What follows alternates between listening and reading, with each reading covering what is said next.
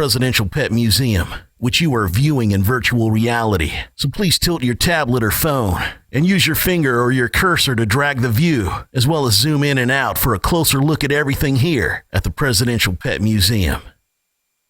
This is not George W. Bush, but this is for the Presidential Pet Museum, and I would like to personally welcome you here. Well, this is not President Reagan, but this is for the Presidential Pet Museum. Did you know, after President Lyndon Johnson moved into the White House in December 1963, he had the White House doghouse redesigned and enlarged to the point that the press corps dubbed it a palace. You can read more about this on the Presidential Pet Museum website. This is not President Carter, but this is for the Presidential Pet Museum. President Lyndon Johnson, who did not run for re-election, met with Richard Nixon to discuss the Vietnam War right after Nixon secured the Republican nomination for president.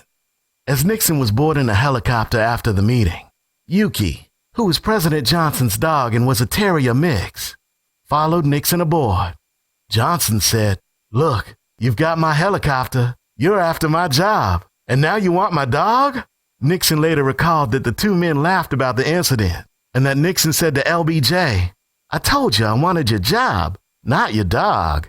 You can read more about this on the Presidential Pet Museum website. This is not President Nixon, but this is for the Presidential Pet Museum. One of the most famous presidential pets was President Franklin Delano Roosevelt's dog Fala.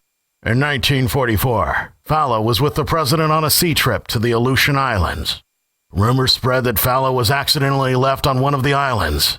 During the 1944 presidential campaign, the Republicans accused him of spending millions of taxpayers' dollars and sending a destroyer back for him.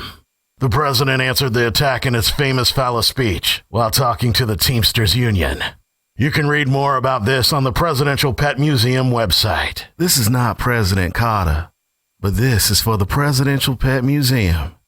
Some of the most famous pieces here at the Presidential Pet Museum include some paintings of President George W. Bush's dog Barney and Miss Beasley, and President Reagan's dog Lucky. These paintings actually include hair from the dogs themselves.